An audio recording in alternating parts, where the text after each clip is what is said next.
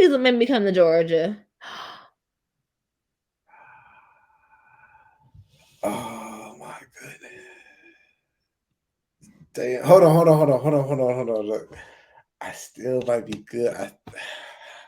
That red thing was not on our chat. Hey, hold up. Fred made this?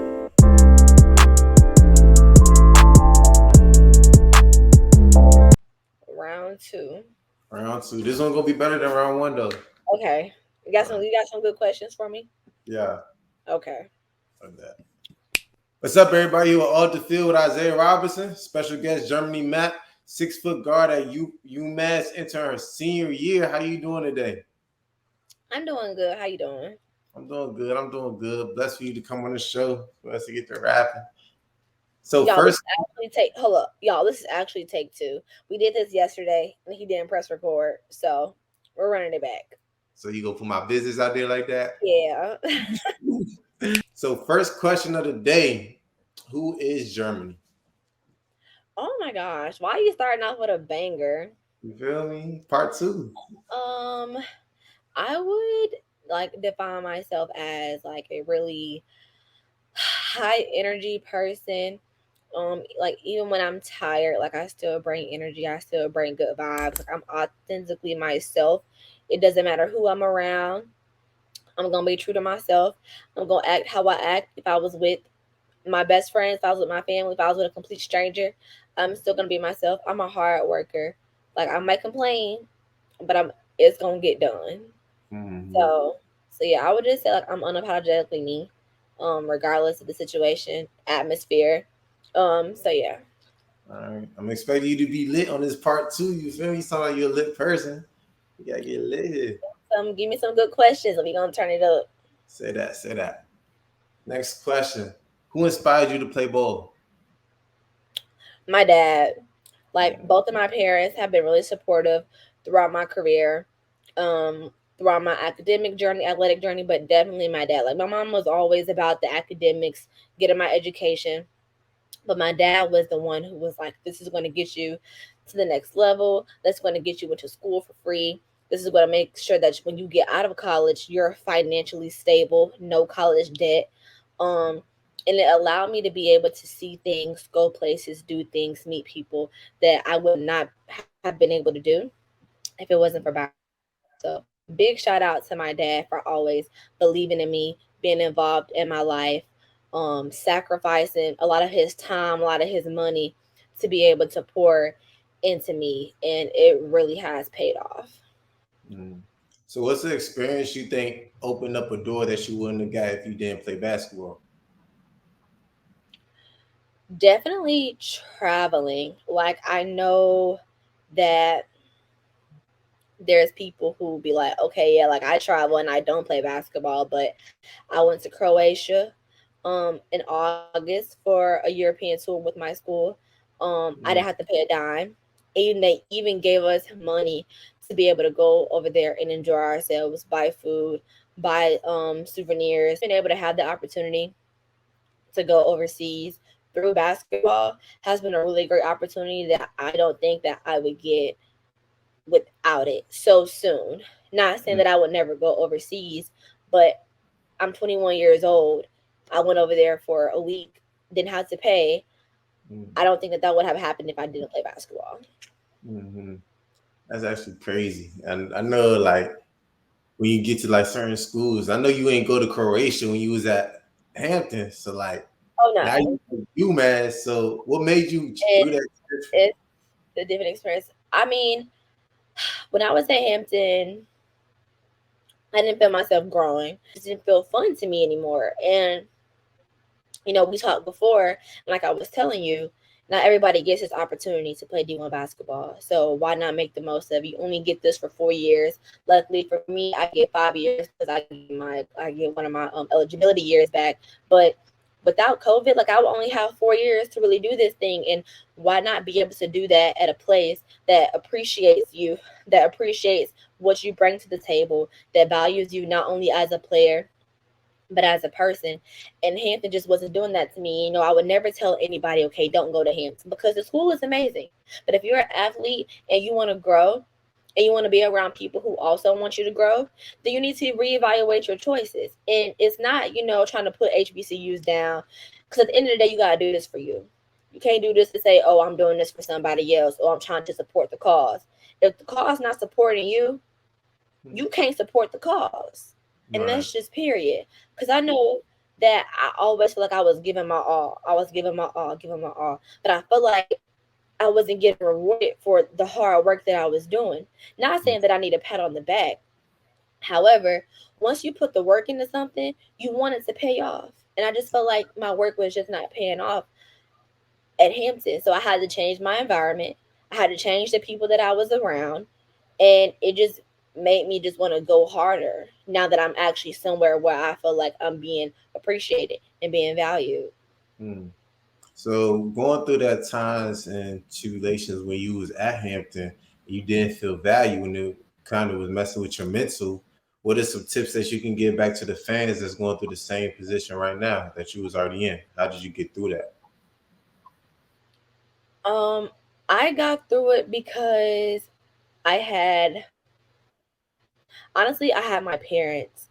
And if, your parents are not that involved in your life, just having someone to be able to go to that can listen, and not even more so just give you advice, but just being able to just be a listening ear for you, because sometimes we don't want people to respond to what we have Mhm. to say.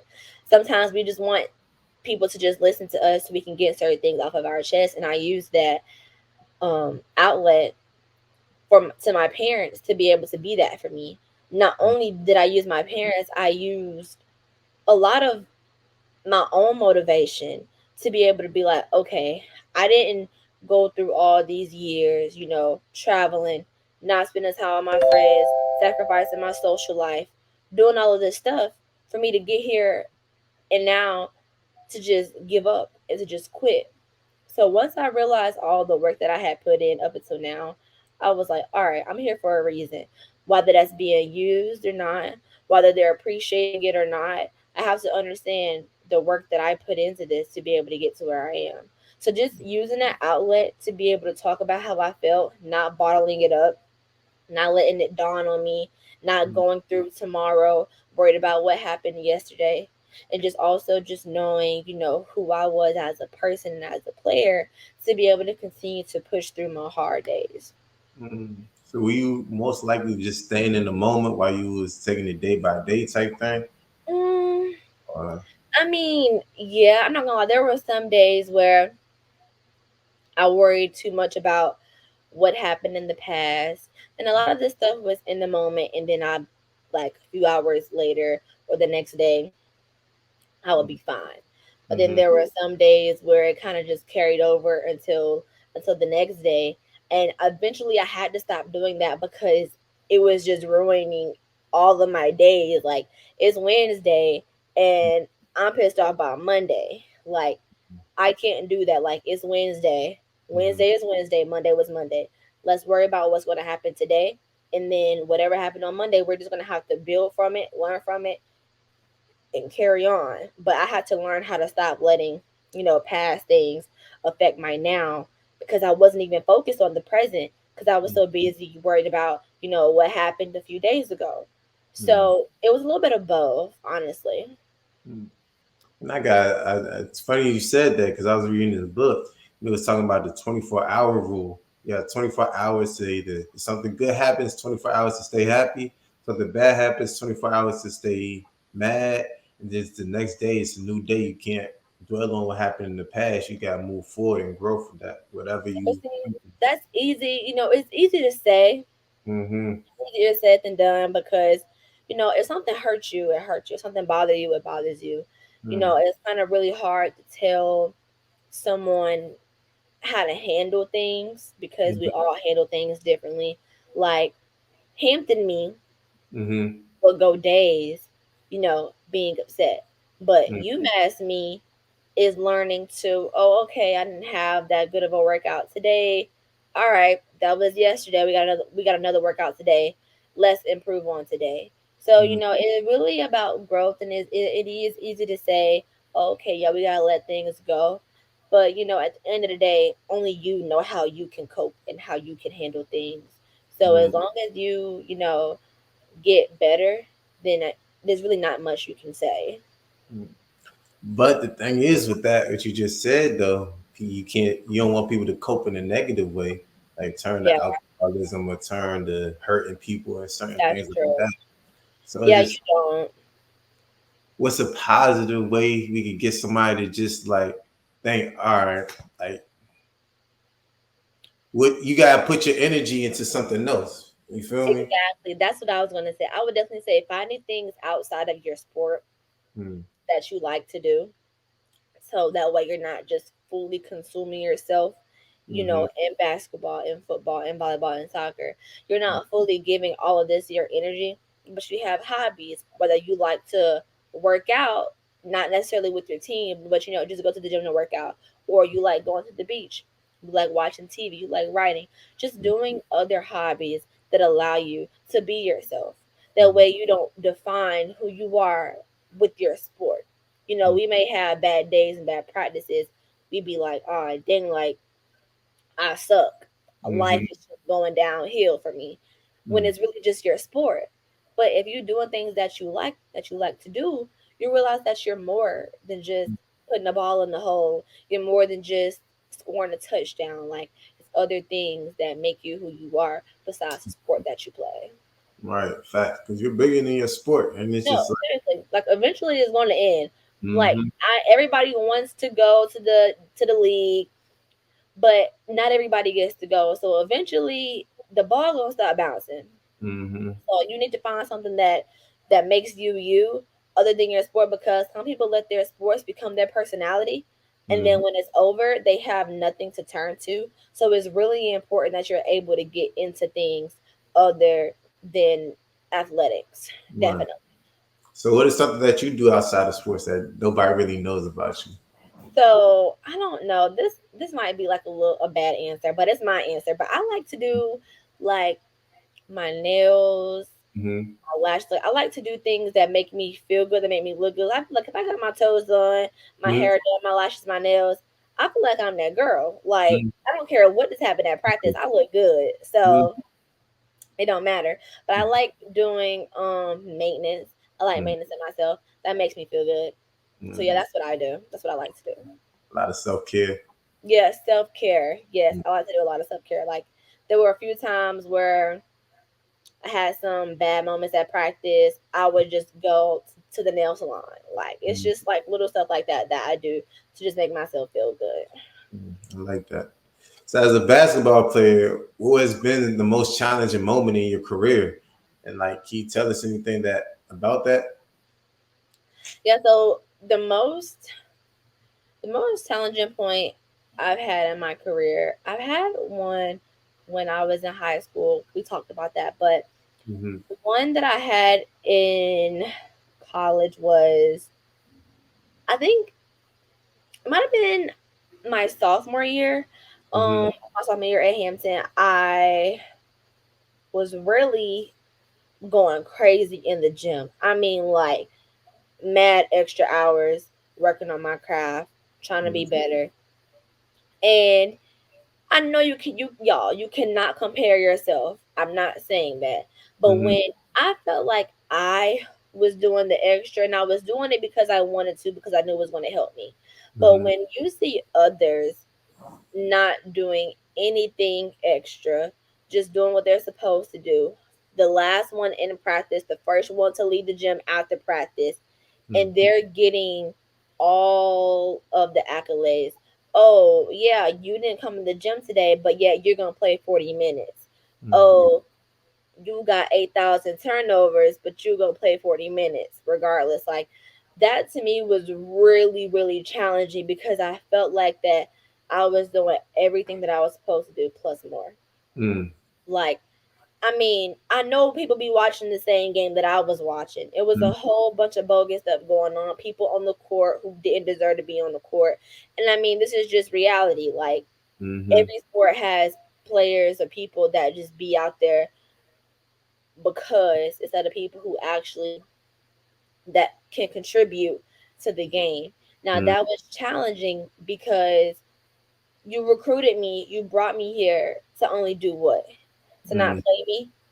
To right. pick and choose when you're gonna play me? Oh, I made one mistake. Now you're snatching me out the game and I don't play for another 2 quarters. Mm, Like as an athlete, that is mentally challenging because I go to the same practice that everybody else here goes to. mm, I do more than what my competitors are doing, but yet I don't get the opportunity to showcase that. mm. Facts. And that's just that shit. And I was going through the same shit too because like that shit's stressful because it It's really do real. mental. And it's It's just like real. it makes you question yourself. It's like, am I really that Exactly. good? But then you go back and look at the practice film, like, no, I am that good. So like, Exactly. what's the disconnect and what's going on here? Exactly. And it's crazy because, you never want to throw anybody under the bus. But sometimes Mm-hmm, facts is just facts. It's mm-hmm, not being mean, it's not being rude. It's just being 100% real. You mm-hmm, can go and watch games, past games, and you would be like, all right, like what's actually going on? The score 50 to 32. You want mm-hmm, things to change, but yet you're doing the same things that's not working. You getting the same results instead of trying to actually make adjustments to see, okay, who can we put in? What plays can we run for mm-hmm, for what players to get people going, to get people rolling, to get people actually involved? How can you get in a rhythm and you not touching the ball? right. How you get mad when I miss a shot? But this is my first time getting the ball in 7 minutes. Mm-hmm, Like it's not always just the player's fault, and I think that be the problem. I think that everybody want to be like, "Oh, it's y'all, it's y'all, it's y'all, it's y'all, it's y'all," mm-hmm. but coaches got to take accountability for their mistakes as well, because not everything is just on players.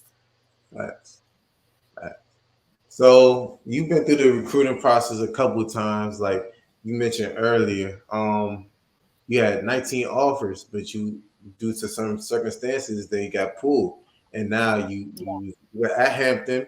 Now you're at UMass. So like, talk us about the recruiting process. Some things that some tips you can get back to the players, or what to look out for coaches when they talk to you when they try to recruit you, because you know they're gonna give you your best wherever you go, but their best could Right. be BS. So how do you look through the That's BS? that's true. Yeah. Mm, I did the recruiting process twice. I did it when I was in high school, and then I went through it again when I entered the transfer portal. mm, And one thing I can say is that I never ever took the recruiting process for granted. And that's one big advice that I would give to people watching, people getting involved in the sports, people who want to play college ball. Never take recruiting for granted, because not only are they talking to you, but they're talking to other people as well. They're trying to give people that same exact spot that they're trying to give you. They're trying to give them that same spot to others. So just being appreciative. I had 19 offers going into my senior year, and I lost all of them within a week. Like not once did I ever think that would be able to happen to me. But I don't think people really understand how scholarships work. They're not permanent. They're not set in stone. I mean, shoot, even when you get to college, your scholarship is not it's not locked in. They go mm, by year. So if you're not performing well, if you're not doing what you're supposed to do, if you're not doing the things that they brought you in for, there's other girls out there doing that. There's other players out there doing what they're going to need them to do, mm, and they can send you home. And I mean, it's just a business. So mm, just being able to look at it like it's a business deal will be mm, able to set that boundary of mm, getting comfortable, because you can't get too comfortable, or you're going to end up getting complacent thinking that, oh, I got the scholarship, I mean, I'm pretty much locked in, and you're not. So mm, that would be a piece of advice that I would give for those in their recruiting process. mm, Oh, and mm, also, yeah, when I was that was in high school, but mm, when I was entering the portal, my whole entire process was a lot different. For mm, me, I was older. I had been through it before. So the things that I didn't know when I was in high school, I was able to make better decisions when I was in college because I had already saw it years ago. Mm-hmm. Being able to look at, okay, yeah, this is a really nice school, but do they treat me like family? Do they care about my mental health? A lot of people go to Alabama because it's Alabama, and then they go there and nobody cares about them about as a person, as a player. Like you have to realize, okay, who is going to treat me like an actual human being and not just a product? Because yes, this is a business, but you don't want to be treated as if you're a product. Right. You want to be treated as if you're actually a good player. You want to be treated as if you're a good person. Mm-hmm. So that's some advice that I would give. Mm. Well, that's crazy. You mentioned that. Me and my friend, we were talking about that earlier today. We just saying how like the culture has changed. That all the top guys don't want to go to Alabama no more because they know what comes with it. It's so strict. It's so demanding. But when you can go like an Oregon or a USC, that you have a little bit more freedom, a little bit more movement. That's where the players are going now because they see that they're bigger than the sport, and they don't have to just take all the BS from the coach, no matter who they are. Exactly. Mhm. Like I So, know some girls that I played travel ball with, they ended mhm, up going to really big time schools and they didn't play. I don't mhm, know if that was because of the clout that comes with, going to these Power 5 schools, but mhm, just also just being realistic with yourself, not telling anybody to settle. College mhm, ball is not easy. College athletics is not easy.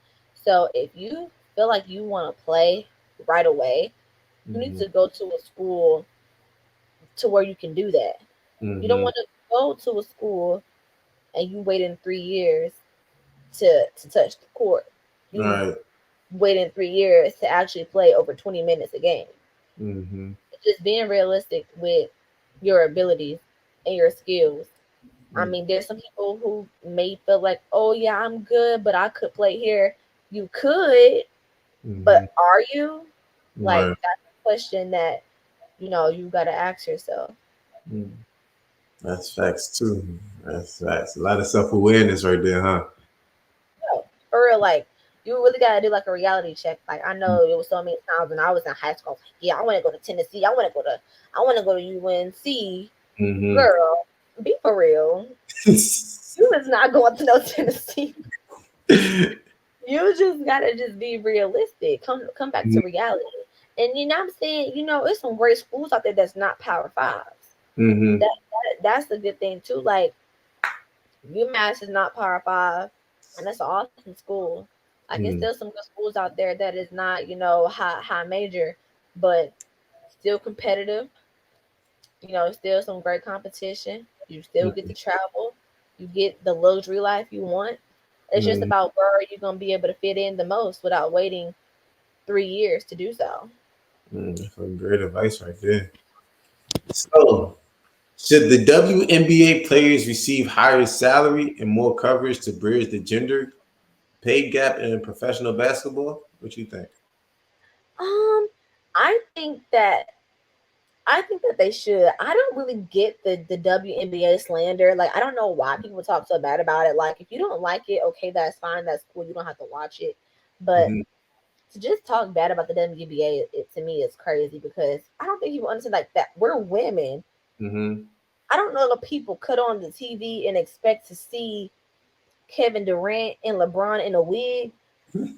But this is the WNBA. This is not the NBA. So I feel like people expectation for the WNBA are just too high. I feel like it's too high. But I think that it should get more coverage because it's basketball. I mean, it's not super duper flashy basketball. But I mean, if you like it, you like it. But then again, I think people have to understand that it's not only just about coverage; it's about the support. Mm-hmm. If there's a million fans in the stands, they're Mm-hmm. going to be able to pay them more. Mm-hmm. If there's only 4,000, they're not going to be able to do so, and that's just the hard truth when it comes to paying WNBA players. It's not about their talent. It's not about their skill. That's not why they're not getting paid. What the NBA is getting paid. It's just no support, low funds. You get high support, we'll be able to put more money in your pockets. Mm. That's just how that works. Yeah, and I agree with that because when you're dealing with college sports and things like that, a lot of the money comes in from the football team. A lot of people don't know that, but a lot of money comes in from the football team. They have to share with each sport. So sometimes people just think the football team gets all the money. No, they had to share with the sports. But it's a funny thing is because like Angel Reese, she didn't want to go straight to the WNBA because she knows she can make more money in college now with the NIL deals and certain things like that. So me personally, I feel like women should get more money at the WNBA, but it is still like they're probably not going to do it only because they don't have the same they don't have the same coverage that they do in college sports and now certain Exactly. things. So it's just like, is it more beneficial for a woman to stay all years of a college That's career the at the that's and that's the debate that it is. It's like, oh, college sports is becoming about money. Mhm. How people supposed to survive Mm. without making money? Everything costs. Like, shoot, if this position paying me 3 million a year, I leave college and I go to making 100,000 a year. Right. How is that benefiting me? And on Mm-hmm. top of that, not only is the WNBA not getting coverage like it should, but they're getting rid of the players who can bring more coverage to the Mm-hmm. league. Like, they cut Destiny Henderson. Destiny Henderson came from USC with Don Staley. Anybody under the name Don Staley, everybody automatically loves. Mm-hmm. Anybody from South Carolina, everybody automatically loves. We watch these girls play in college ball. We love them. They get to the WNBA. Oh, we're so excited to see them play, and they get cut. And Like, then yeah. unfortunately, the WNBA I believe, only have like 12 spots per Mm. roster, I believe. But how you cut people who can actually bring it more excitement to the game? I mean, shoot, if I saw Destiny Henderson on TV, I don't care if they're losing or not. I'm gonna watch because I'm watching her play. I Mm-hmm. mean, same thing with Tia Cooper. Tia Cooper, everybody love her because she pretty. Mm-hmm. I mean, so if you got to get the coverage, how you get the coverage. If they want to Right. see Tia Cooper because she pretty, put her on the court so we can watch her. I Right. mean, you just gotta do what you gotta do. Literally. Literally. And like I don't like because people don't realize like sports is an entertainment business at the end of the day. It is It's like exactly. a lot of these coaches and a lot of people just be moving based off entertainment and what you can bring to bring the seats in. So Hmm. it's like WNBA, if you're cutting the people that can bring the seats in from the college, it's like how y'all really benefiting, like what are y'all doing? You feel me? Right. So they're losing a fan base because you got the Brittany Griner, you got the certain type of people, but it's a lot of people in WNBA people don't even know about. Exactly. And that's exactly what I was going to touch on. If you think Mm-hmm. about it, all of these players that we didn't see, we didn't watch them play for years. We Mm-hmm. didn't see them play for a long time. But if Mm-hmm. you can bring in these young people, it keeps it fresh. It Mm-hmm. keeps it hip. It keeps it up to date Right. to our time and to our generation and Mm-hmm. what pleases our generation. Mm-hmm. You got young girls. For myself, I know who Brittany Griner is, but you got some young girls who don't know who that is. Right. So they're not interested in watching it because I don't know her. Like, why I gotta watch? But you Mm-hmm. got girls who grew up with Aaliyah Boston. You got girls who grew up with Bria Bill, Destiny Henderson. That's what they know. That's what they're going to be interested in watching. Mm-hmm. So just keeping it up to date will help the WNBA a lot because we didn't see all these old heads play for a long time. We want to see something, and there's no disrespect to them, Mm-hmm. but we're talking about the coverage that the WNBA needs. If they want to get that coverage, those are the things that they're going to have to do to increase those ratings, to increase those watching.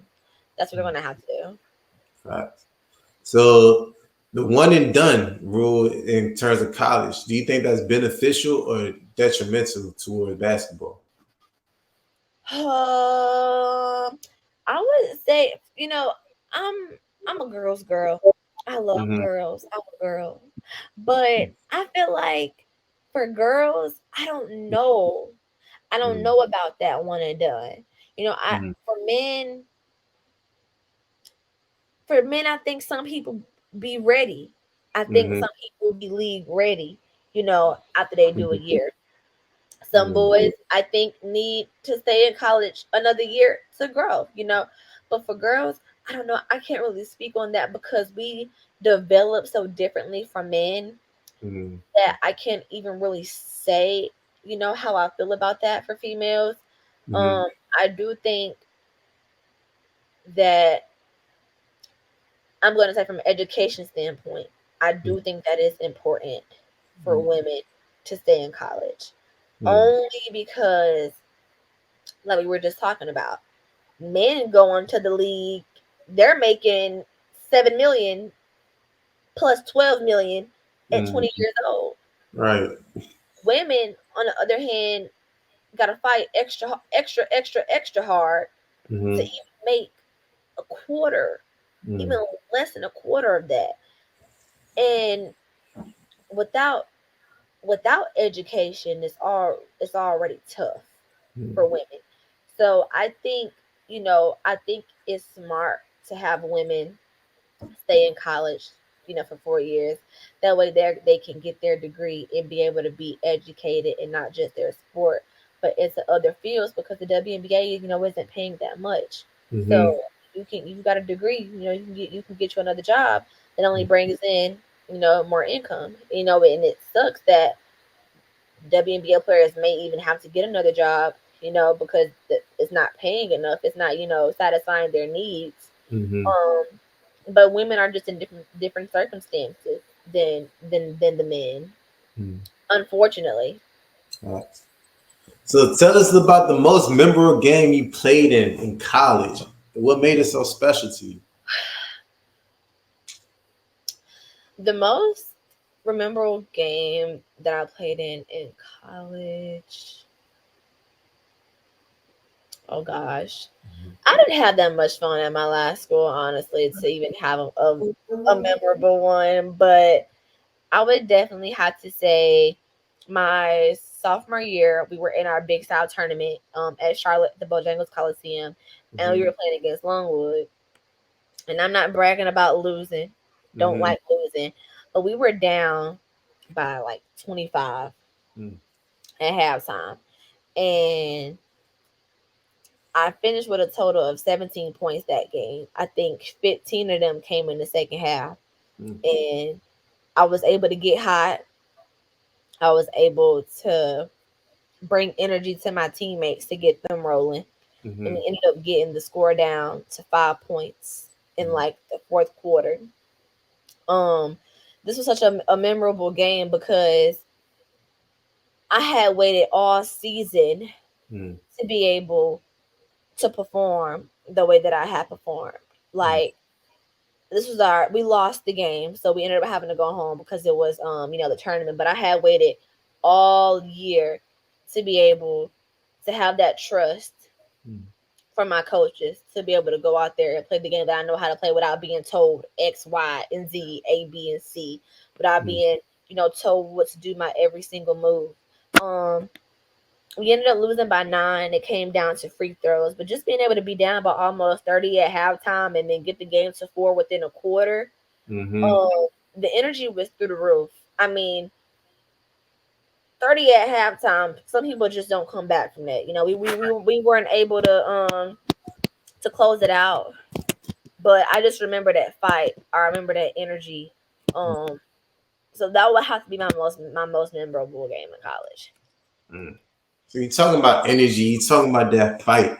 Basketball is known for its fierce rivalries. So can you share any interesting stories or experiences you had with a rivalry or a team of players? The only rivalry I faced for it was Norfolk State. You had Every none, time we played, what'd you say? you had none in high school either? No, not really. So I went to a prep school, so we was playing any and everybody. Like we Mm, wasn't in no conference. We were just playing like nationally ranked teams. So, but I would definitely have to say Norfolk State. We would always have Battle of the Bay mm. every So single year. Talk to me what And Battle Bay is. so Battle of the Bay is so Norfolk State and Hampton University are both like schools that are on the water or near the water. And literally like an ocean or a bay separates us. Mm, So we consider that the Battle of the Bay, Norfolk State versus Hampton University. Basketball has it, volleyball has it, football has it, and this is where we just go and show who the best school on the bay is. mm, And it's a great game to come to because you really get a feel for HBCU life. You have mm-hmm, Norfolk band, you have Hampton band, and ain't nothing like a HBCU band. You have the majorettes, the cheerleaders. Even if you don't come for the game, you come for the vibes, you come mm, for the atmosphere. So playing against Norfolk State was always one of my favorite games to play during the season. mm. And I remember when I transferred to Hampton, I came in the second semester, so that's right when basketball season happened. And like they Right. had that at the big game. I'm like, what the hell is this? Like I never been to a college game like that or anything like that. You got the cheerleaders battling against each other's, talking. Yes. You got the mascots going crazy. You got the bands going crazy. You got the crowd going. It was just crazy. I was like, ain't no way this is HBCU. Like, where It's has it been all my HBCU life. And it's crazy because it's like, all right, on the court, y'all beefing. life? Mm-hmm. But when y'all get out the court, like, or when y'all get out the field, like, y'all cool. Like, I know when we battled Norfolk State, we was not friends on the court, but Mm-hmm. those was really actually my homegirls. Mm-hmm. So that was always a good feeling. Just being able to keep basketball, keep your personal life. Mm-hmm. Even like after we played in my football and stuff, we going hard at it. Every play we going at it. After the games, it's like, what's moves after? Like, What's what the y'all move? doing? Like, what's the move? No, for real. Yeah. It was always a good move out Mm-hmm. there Hampton versus and then like people would actually buy outfits for that weekend because they put they PTSO to the Mm-hmm. game after the game. It was a time to be alive for real. Facts, facts. You gotta put that shit on. You go to the So game and everything. the After that, pressure is getting worse at the HBCU games. Like, man, uh, that COVID changed some things, huh? no, I ain't gonna lie. Now, Hampton, had its time when I was there, but when I came on my official visit in 2019, pre-COVID, oh, That's when I came in 2019. and I was like, yo, I don't want to leave. And mind you, I was a senior in high school at this time. Mm-hmm. I did not want to, and this was homecoming, Oh, you homecoming, came. pre-COVID, no mask, no nothing, Mm-hmm. just straight vibes. Everybody outside. I got, I Everybody got outside. video, I got videos to this day. Mm-hmm.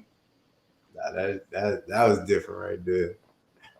So Yeah, college that was basketball. different. I don't, you there. You said what? I said you just had to be there. Had to be there. Had to Like be there. this Stories you can't describing talk is on not gonna here. do enough. Yeah, Right. yeah. So college basketball offers a lot of unique experience and atmospheres, like we just talked about. What's the craziest fan interaction you've seen or you've been a part of? So the craziest fan interaction that I've seen, it was not really crazy, but it's crazy to me because I would have never thought like that this would have happened. But this was I think my junior year at Hampton, we played against Radford at home, Mm-hmm. and this was senior night. So I usually start well at Hampton. You never know who started at Hampton, but Mm-hmm. I didn't start this game. I didn't even get in the game until third quarter. Mm-hmm. Yeah. So I sat out the first quarter, second quarter, 14-minute halftime. Mm-hmm. And I came in the game. I think I scored like 9 points in a row. And it's crazy because I had been cold. I had been sitting. And Mm-hmm. I think I ended up finishing the game with like 14, but Mm-hmm. I was only in a About matter half. of 11 minutes. I didn't even play the whole entire second Half. half. Man. And after the game, I had some young girls, like five, 4 or 5 of them, come up and ask for my autograph, ask for my picture. Mm. We took a picture together. I ended up getting their mom's number. Wow. They ended up talking to me about how they enjoy watching me play, how I'm their favorite player. They ended up posting me on Instagram afterwards, and I was like, "Oh my gosh, like Mm-hmm. this is absolutely insane." Because I only played for a little bit, but Mm-hmm. I think them noticing that, and then me coming in playing, still being able to produce. Because I ain't gonna lie, I ain't trying to be cocky or nothing, but the energy was kind of right here. Mm-hmm. And then when I came in, the energy was kind of up here. Mm-hmm. So You part that spark. to just bring the excitement. Mm-hmm. Yeah, and I think they enjoyed that. So that was a crazy fan experience for me. That's all right. I'm gonna tell you one of my crazy fan experience about to expose me right quick. So we was in a playoff game in the NCAA playoff. We going back and forth, and I was like 21, 21, about 14 or so. And I wasn't seeing the field. And the other quarterback, he was out there. He wasn't doing good. So we all the way down in Utah, and the fans over there, they got the signs up going crazy. They talking about some put Isaiah Robinson in the game. 14 sucks. They just go crazy, like talking about some 14 mom is a milf, just going crazy. It's wild. Oh my gosh. It was wild. So the sign that said put Isaiah Robinson in the game, I'm over there in the sideline. I'm just throwing one. I'm mad because I'm not playing right now. And then it's like, come sign it for us. I'm like, I want to, but I'm playing the game. Let me lock in. They're like, come on, please. They had the marker and everything. I said, all right, fuck it. So we over there to sign the joint. Next play, they went down and scored. I was like, oh man, I'm gonna get in trouble. But we ended up winning the game. I ended up playing too. We ended up coming back and winning. So I could talk about the story now, but we lost Right. it.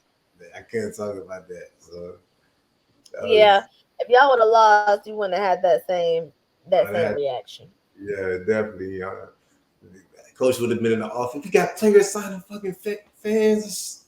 It's going crazy. Nah. Well, good thing we got up out of there. Who was So who was y'all playing against? we played Weber State. Was this at Delaware? This is when I was at Maine. I started at Oh, Maine. you went to Maine. What Mm-hmm. you doing all the way up there?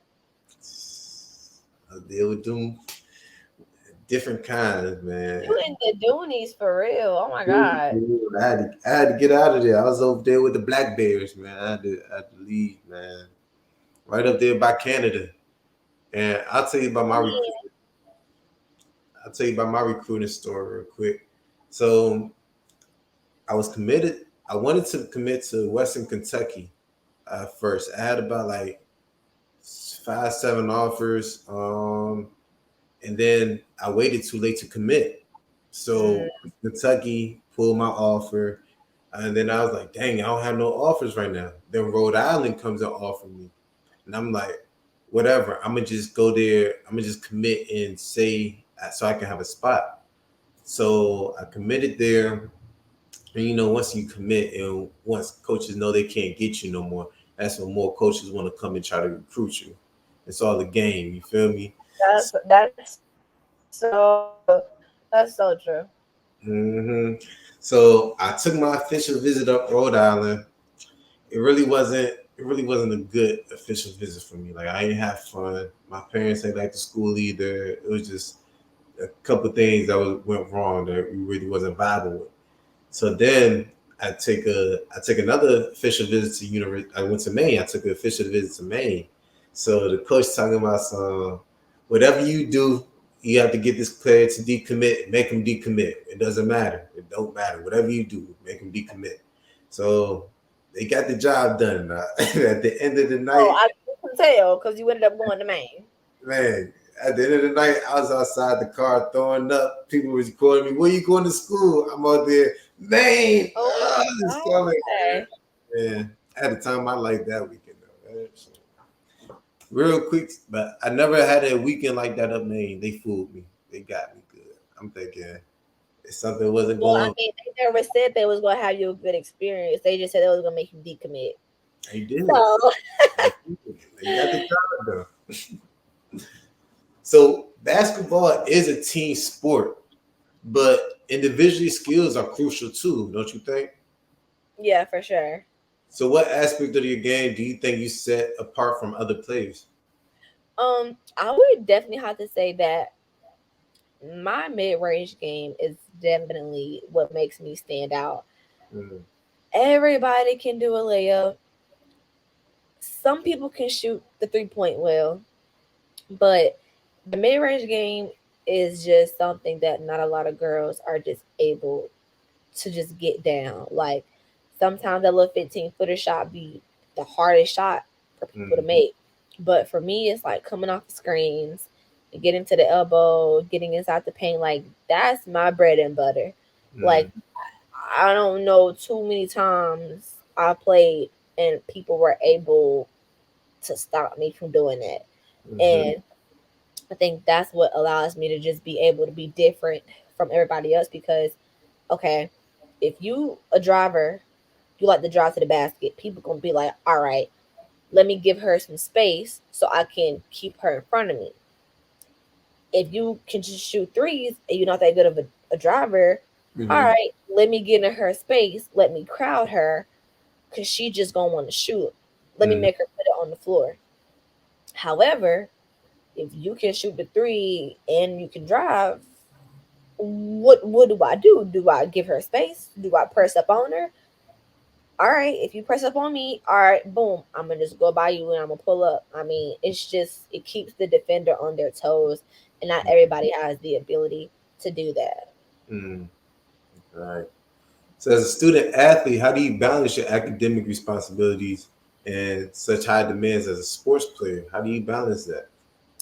I'm still struggling. I'm not gonna lie, and I'm a senior in college. Only reason why I'm struggling is because my last institution just didn't prepare me for this. Like Mm, we all of these priority meetings that I got academic advisor meetings, meetings with my coaches, I got lift. It's just a whole bunch of extra stuff besides practice that I had to give my attention to, which I'm new to. When I was at Hampton, I didn't have to do any of that stuff. I didn't have study hall.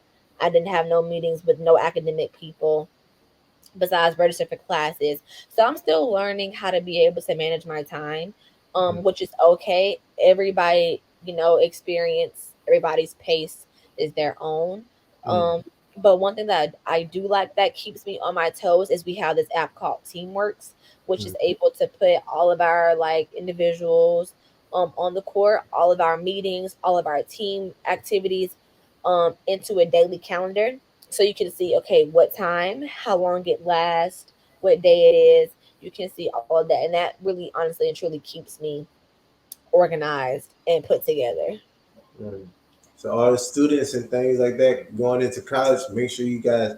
I know teamwork is something funded by the school, but try to get an app for you to Yeah, just. any type of calendar that you can get, even just going on the internet and finding a pre-made calendar and you just typing your things into the PDF, like just having something that can help you stay organized. Even if you buy a dry erase board to put in your room, something that you can physically look at, not taking note. Oh, okay, I got this at 1:45. You might forget something, so Mm, being able to write it down, being able to see it, we'll be able to help you execute it. mm. So if you could give just one piece of advice to the aspiring athletes who dream of playing at the collegiate level or professional level like you, what would that be? Just always betting on yourself. Um, Always knowing what you bring to the table, what you can add to somebody's program, not even just athletically, but just being a human. If Mm, you bring good energy on the court and off the court, okay, cherish that, master that, and bring that every single day. Always being in your corner, your number one fan. I know that at my old institution, I always wanted people to root for me because I was rooting for others, so I was always expecting that same energy back. But just always knowing that not everybody's going to support you, so you have to support yourself. Always knowing that I'm a good player, I'm a good person, so I shouldn't let one mistake, one bad day, one bad thing that somebody said to me determine who I am as a player and as a person. And just always remembering your purpose will definitely be my biggest piece of advice to aspiring athletes and athletes who are currently playing right now. Mm. So in the age of social media, how do you balance the social media life from real life when you were a college athlete? That is such a good question because I feel like people are really getting too in tune with social media, and it's creating this false reality between social media life and the life that they're actually living. Mm, You can't look on social media because people can look like they got it all together, and then in person their life is a complete wreck. mm, I will always definitely say keep your moves off social media. If you got something big coming up, I would definitely say don't brag about it, don't post it until it's done. mm, Never count your eggs before they hatch. Never ever put your business out there because not everybody supports you. Not everybody rooting for you. Not everybody can, be able to say, "Oh, I'm doing this. Oh, I'm doing that," and they envy that. mm, So I would definitely say keeping your business off social media until it actually happens, and also being able to not take social media too seriously mm. because some people have a social media personality and they don't have a real life personality. So who Facts. they are on social media is not who they are in person because they use Instagram, Twitter. They use all of that to be a fake person and Mm, they don't have no type of in-person characteristics about right. themselves in real life. Mm. Facts. Facts. That's big facts. Okay. So, what is your favorite basketball related memory or experience outside of being on the court? Whether it's in the locker room, whether it's a girls' trip, what's a memory that stuck out to you? So my favorite memory has been able to go to Europe. Just recently, like I stayed talked about this earlier. We Mm, went to Croatia. We went to Split. And went to Dubrovnik. These are all cities in Croatia. That has been the most memorable time that I've ever had in basketball. I have never been over out of the country. Never been to Europe. mm, Um, so and that was a really great time considering that all of my teammates, majority of us are new. It was a great time for us to bond with each other, bond with our coaches, um, to be able to prepare ourselves for going into a season together because those are gonna be the ones you battling with. So just being able to create memory with them, and not only are we going to Europe, but we're going to Cancun in November for a what? Thanksgiving trip. So out the country two times in Hey, one season in less than a year. mm, Come on. hey, yeah, yeah, talk it. Um, That's all right. So, what are the goals for your future, both basketball and beyond, and how do you plan on achieving them? so goals for my future for basketball is I definitely want to win a conference tournament. I want to get a ring so bad, and I want to be able to go Mm, to the tournament. I had a teammate, actually my roommate. She transferred from East Carolina, and last year they won the American Conference, and they were able to go to the tournament. And they played Texas their first game, and she told me like it was an experience like no other. So I want to be able to mm, experience making it to the tournament. And UMass has a history of winning, and I want to be able to continue that. So I want a ring. Like I want to be able to say that we the best. Like mm, in order to be the best, you got to beat the best. And I want to be able to be that standard for the A10 conference.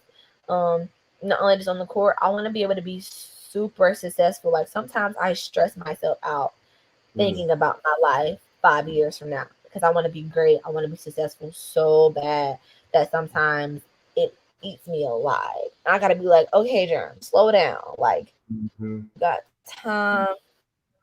Everything gonna work out how it's supposed to be. But I really just want to be um a successful person after college. mm. Love that, love that. Now, I know you're gonna be successful too, so you don't gotta stress yourself out about that. I see greatness in you already. Thanks, babe. Thank you. Thank So you. now we get to the hot seat question of the interview. Are you ready for this one? Yes, pretty. No, we coming different this time. This part two, take two. So it ain't gonna be the same one for yesterday. You feel me? First question: Okay, okay. Angel Reese or Caitlin Clark?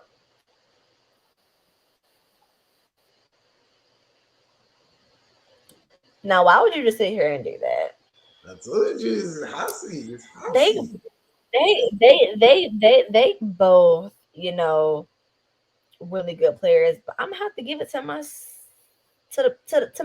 people. Okay, okay. I'm gonna have to go with Angel Reese. Angel Reese, she just bring that fire that women's basketball need. Like she just bring that to Mm-hmm. the court, and I feel Mm-hmm. like not everybody can match that energy.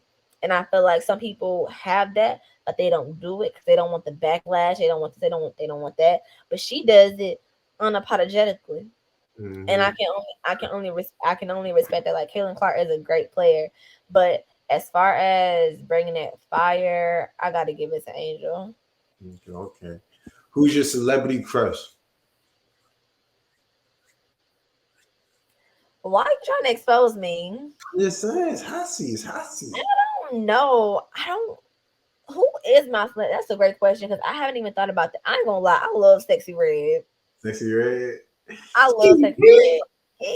Hey, if you see me and you're trying to nah, Sexy Red, like I love her so bad. Like it was one time we was playing pickup in practice and Mm-hmm. Ski came on. I started dancing like I don't know. She just made me feel some type of way. I Wow. love her. What is the worst assumption someone made about you?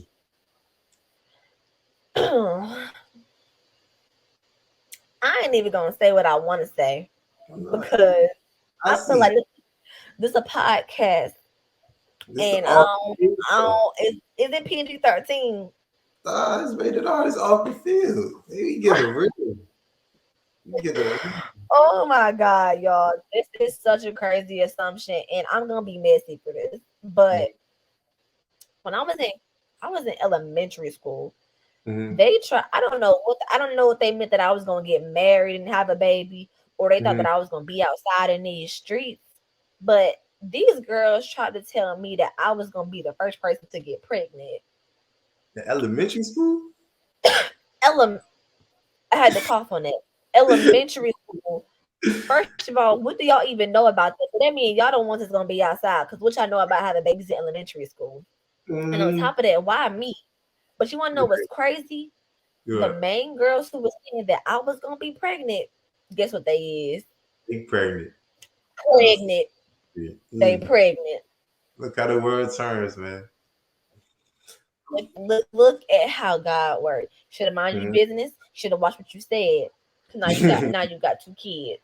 Nah, for real. So who cheats more, women or men? What? Who cheats more, women or men? I ain't gonna lie. I feel like men be cheating and don't even be care about cheating. Hmm. So I you gotta feel like give it to men.